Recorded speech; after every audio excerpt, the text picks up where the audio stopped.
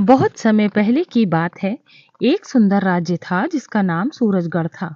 यह राज्य पहाड़ों और हरे भरे जंगलों के बीच बसा था।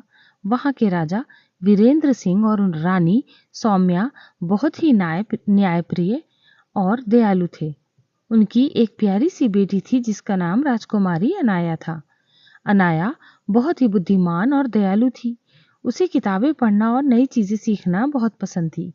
एक दिन महल के पुराने हिस्से में खेलते खेलते अनाया एक गुप्त दरवाजे तक पहुंच गई।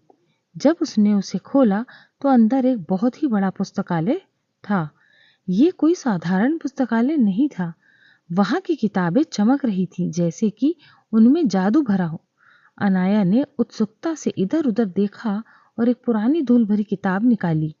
जैसे ही उसने किताब खोली, किताब के पन्ने चमकने लगे और अचानक एक हल्की सी धुंध निकली। धुंध से एक बुजुर्ग आदमी प्रकट हुए जिसकी लंबी दाढ़ी थी और जो नीले रंग के कपड़े पहने था। नमस्ते राजकुमारी अनाया। वो आदमी मुस्कुराया। अनाया डर गई लेकिन हिम्मत जुटाकर बोली, आप कौन हैं? मैं ज्ञान योगी हूँ। ये पुस्तकालय जादुई है और ये किताबें तुम्हें किसी भी दुनिया में ले जा सकती हैं। क्या तुम एक रोमांचक यात्रा पर जाना चाहोगी? अनाया की आंखें चमक उठी। हाँ जरूर। ज्ञान योगी ने किताब पर एक मंत्र पढ़ा और अचानक अनाया हवा में तैरने लगी। चारों ओर रोशनी भर गई और जब उसने अपनी आंखें खोली तो वो एक अजीब दुनिया में थी। वहां सब कुछ चमकदार था। पेड़, फूल, यहाँ तक कि नदी भी सोने की तरह चमक रही थी। वहां एक छोटा सा लड़का खड़ा था। पीठ पर छोटे छोटे पंख थे। अरे तुम कौन हो? अनाया ने पूछा। मेरा नाम परिधि है।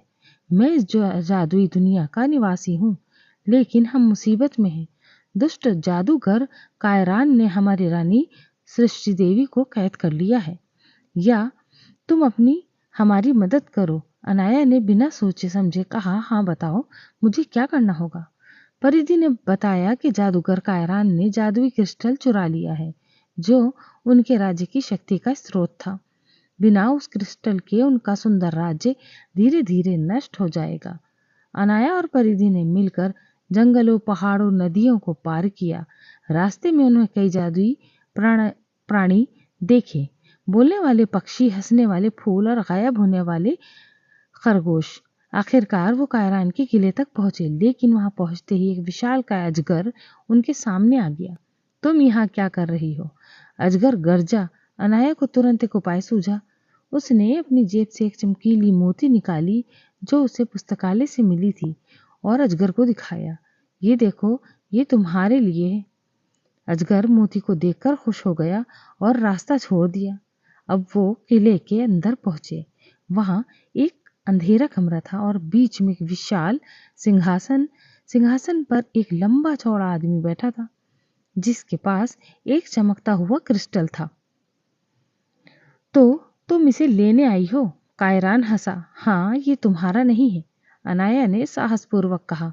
कायरान ने जादू से एक बड़ा तूफान पैदा किया, लेकिन अनाया ने अपनी किताब से मंत्र पढ़ा और एक सुनहरी ढाल बना ली।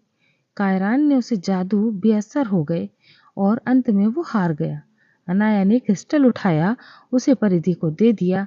जैसे ही उसने क्रिस्टल को हवा में उड़ाया, पूरी दुनिया फिर से चमक उठी। रानी सृष्टि देवी भी अपनी कैद से मुक्त हो गई। धन्यवाद अनाया, तुमने हमें बचा लिया, उन्होंने कहा। ये तो मेरा सौभाग्य था, अनाया मुस्कुराई। फिर ज्ञान योगी प्रकट हुए और बोले, अब समय है तुम्हें अपने राज्य लौटने का। अनाया ने विदाई ली और एक चमकदार रोशनी के साथ वो वापस अपने महल में पहुंच गई। सीख।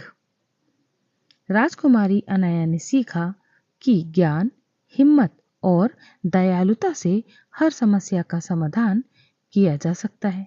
इसके बाद उसने अपने राज्य में एक नया पुस्तकालय बनवाया ताकि हर बच्चा पढ़ सके और ज्ञान प्राप्त कर सके।